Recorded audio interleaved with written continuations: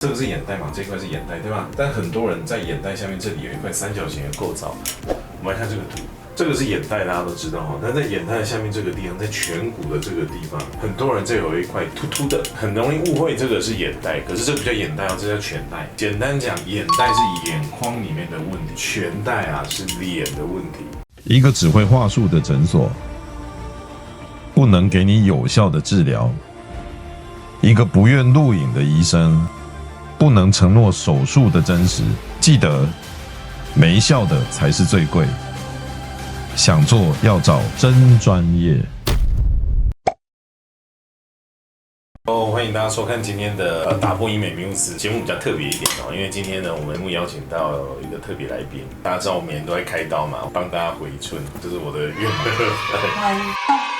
对，我岳母第一次上节目哦。这个为什么会请我岳母来上节目呢？就是因为我想要帮我岳母回春一下，我老婆特别要求哈，所以我在帮我岳母动刀之前呢，现在给大家看一下她之前的样子这样。我敢若知影，阮囝婿吼，一日脚拢真无闲，无闲咧研究，无闲教学生，拢无时间陪遐囡仔陪阮查某囝。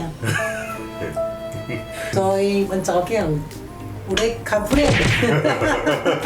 对，我老婆常常在抱怨因为我真的很忙。对，就是我平常有空的时候，因为都在诊所里忙嘛，对，然后还要当一些医师上课，然后我自己还在做一些研究。然后回家的时候，每次回家很晚，真的是很忙，不好意思，都被我岳母在帮我老婆。所以较无贴心啊，认真拼经济啊。对，好尴尬，大家应该没看到我在节目里面这么尴尬，所以我都冒汗了。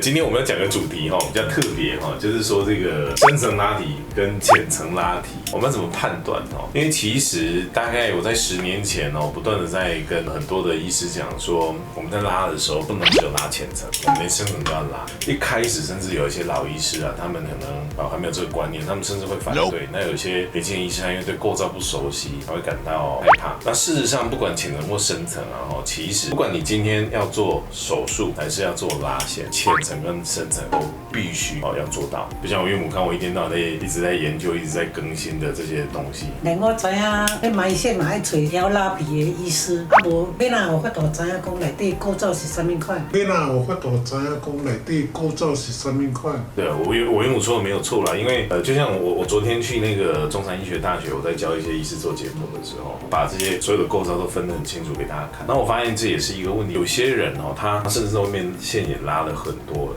当我把这些构造分给他看的时候，这是他第一次看到里面的构造那你就知道我当然也很震惊。应该我们要很熟悉才能做这些事情。如果你不知道里面怎么样，东西插进去其实是很危险。那我们今天回归正题，就是在讲你今天自己在家里面你看自己的脸，我们要怎么判断你到底做一般浅层还是做深层好？简单讲一件事情，就是像有一些疗程，像电波、音波，基本上它都是筋膜以上的疗程，都是针对浅层的。那事实上有些人他针对浅层做，那效果是不会好的。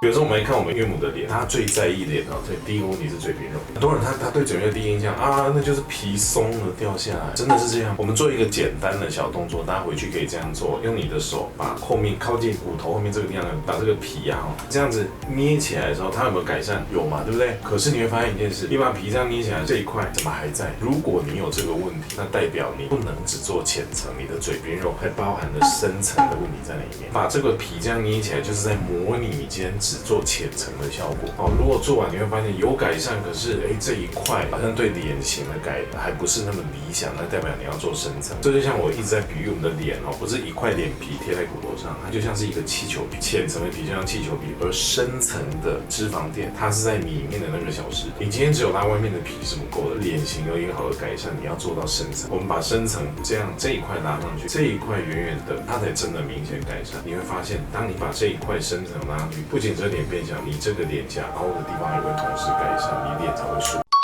比如说我们看中脸，很多人中脸他都是最在意的是法令纹，那我们怎么去看它是深层还是浅层的问题呢？这样拉你会发现它会有改善的状况，可是这里有一个重点就是这一块。大家回去看哦，很多人都没有注意这一块。事实上，甚至有医师都不知道这一块是什么。他第一个反应，这块就是颧骨啊，像我岳母的脸没有那么明显，有一些人他的脸啊，这里会有一块三角形的一块浮浮的凸起来，这个叫颧带啊。那颧带的问题就是属于深层的问题。如果你今天只有单纯拉浅层的话，你这个做完，你的颧带还是会一块凸在那。颧带是什么问题哦？我们之前有特别在节目里面讲过颧带，这个我不知道大家有没有印象，我们让大家复习一下哦。这个是眼袋嘛，这一块是眼袋，对吧？但很多人在眼袋下面这里有一块三角形的构造。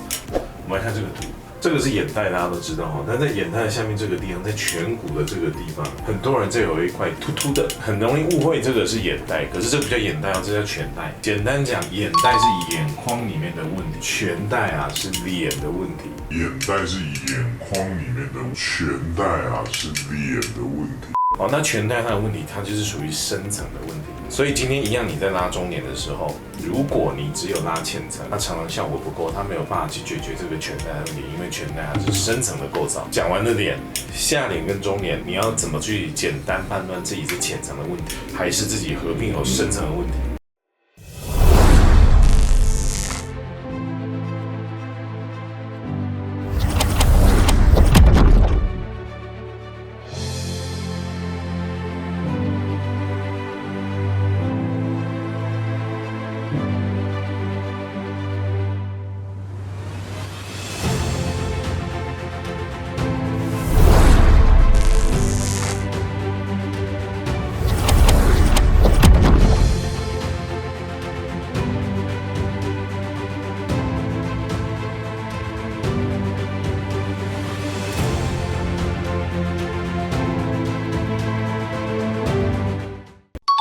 一样哦，我们刚才讲下脸的时候，我们可以去模拟用拉浅层的效果。我们在拉下脸脖子这个地方，我们一样可以这样子。你可以借由这样子哦，轻轻的捏起这里的皮，大家可以看我的手的动作。我们把这个皮这样捏起来，就好像在模拟把皮拉紧了一样。如果你把皮拉紧的时候，你问题就解决了。OK fine， 那你这个做浅层就好。可是我今天把皮拉起来，你会发现一件事，你看大家可以看到吗？我已经把这个皮拉起来了，这里还是会有两条。这个就是一般人常讲那个直脖纹。这个直的脖纹，它的根源是什么？它是根源是皮松吗？不是，它的问题是来自于我们脖子筋膜的松弛。我们常常在讲，我们脸分成三层，脖子也分成三层。脖子的这三层呢，除了表面的皮，下面有这个筋膜。这个筋膜啊，年轻的时候就像那个窗帘，窗帘在年轻的时候是它是合起来是紧闭的。可是到了一个年纪的时候，这个窗帘它关不紧了，它会松开，边边就会像这样。当这个窗帘松开的时候，一开始只是这个内侧这个地方，到后面连整个窗帘它都松的时候，它就会跑出好几条的这个纹路来。这就是属于中间这一层筋膜的松弛。这种你只有拉浅层是没有效的，它一定要连深层，把你的这个窗帘重新收紧才有用。那脖子除了这个窗帘的问题，还有深层的问题。